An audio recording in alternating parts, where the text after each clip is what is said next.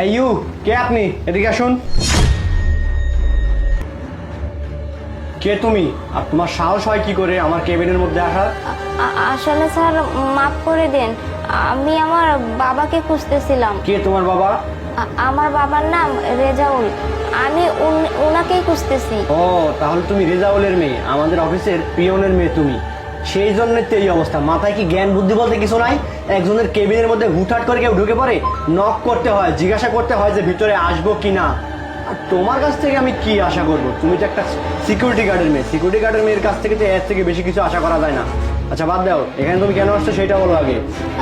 আসলে ওনার সাথে না আমার একটা জরুরি দরকার ছিল, এর জন্যই আমি এইখানে আসছি। ওনাকে অনেক জায়গায় খুঁজছি কিন্তু আমি কোথাও পাইনি, ভুলে আপনার কেবিনে চলে আসছি। এই কি কিছু মনে করবেন না?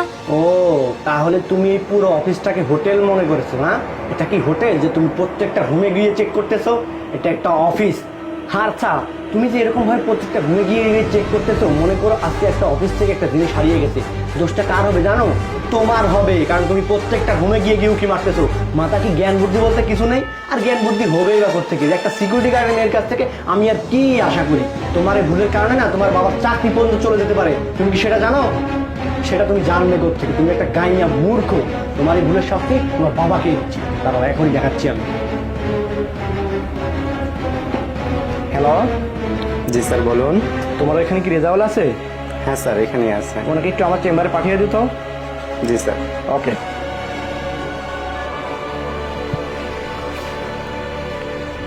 স্যার আমি কি ভিতরে আসতে পারি? জি আসুন, ভিতরে আসুন।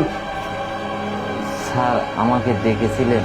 এসব কি রেজাউল? হ্যাঁ, তোমার মেয়েটা সেই কখন অফিসের মধ্যে আসছে, অফিসের মধ্যে এসে এদিক ওদিক ঘুরতেছে। আজকে যদি অফিসের মধ্যে থেকে একটা কিছু চুরি হয়ে যায় তাহলে এই দায়ভারটা কার নিতে হবে জানো? তোমার এবং তোমার মেয়ের। কারণ সব জায়গায় সিসিটিভি ফুটেজ লাগানো আছে, এটা তুমি খুব ভালো করে জানো। মেয়েকে কি একটু বুদ্ধি সিদ্ধি শিখাতে পারো নাই? নিজে তো মূর্খ হয়েছো, তোমার মেয়েটাকে মূর্খ বানিয়েছো। একটু লেখাপড়া জ্ঞান তোমাদের মধ্যে, তারও মাথার মধ্যে নাই।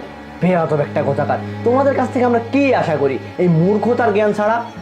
ফালতু কথাকার। তোমার মেয়েটা হুটহাট করে আমার চেম্বারের মধ্যে ঢুকে পড়ছে। স্যার আমাকে ক্ষমা করে দিবেন, আমার না ভুল হয়ে গেছে। আসলে আমি বুঝতেই পারিনি যে আমার কারণে আপনাদের এত বড় সমস্যা হয়ে যাবে। আমি যদি আবার কোনো সময় আসি তাহলে অবশ্যই আপনার অনুমতি নিয়েই আপনার কেবিনে ঢুকবো। শোন, এইবারের মতো তোকে মাফ করতেছি। এর পরবর্তী যদি এরকম ভুল করিস না, তোকে আর মাফ করবো না। তোর পাপের সাথে যদি তোর দেখা করতে হয় তাহলে অফিসের বাইরে দেখা করবি, অফিসের ভিতরে না। বুঝতে পারছিস? তুই তোর মেয়েকে বিষয়টা ভালো মতন বুঝিয়ে দে। স্যার যাই হোক, আমাদের ভুল হয়ে গেছে, হ্যাঁ আমাদের ক্ষমা করে দিবেন। আমরা তাহলে আসি। ঠিক আছে, যাও। আর এই কথাটা যেন মাথায় থাকে। বাবা তাহলে চলো। আচ্ছা ঠিক আছে। স্যার আপনাদের জন্য এই মিষ্টিটা রেয়ার ছিলাম, এটা রাখেন স্যার। মিষ্টি? কিসের মিষ্টি? কিসের মিষ্টি? স্যার আপনাদের এই জায়গায় তো আমি চাকরি করি, এই চাকরি করে আমার মেয়েকে লেখাপড়া শেখাইছি। লেখাপড়া শিখে আমার মেয়েটা বিসিএস ক্যাডার হয়েছে। সামনে আমার মেয়েটা ম্যাজিস্ট্রেটের চাকরি করে, তাই আমার মেয়েকে বলছিলাম আমাদের অফিসের স্যারদের মিষ্টি খাওয়ানোর কথা, তাই এই মিষ্টিটা নিয়ে আসছে স্যার। কি? বিসিএস কমপ্লিট করছে? আচ্ছা ঠিক আছে আঙ্কেল, আপনি একটা কাজ করুন, আপনি মিষ্টিটা আমাদের ক্যান্টিনে গিয়ে রেখে দিন, আমরা পরে খেয়ে নিব। আর আপনি একটু এখানে দাঁড়ান, আপনার সাথে আমার কিছু কথা আছে। আচ্ছা ঠিক আছে স্যার।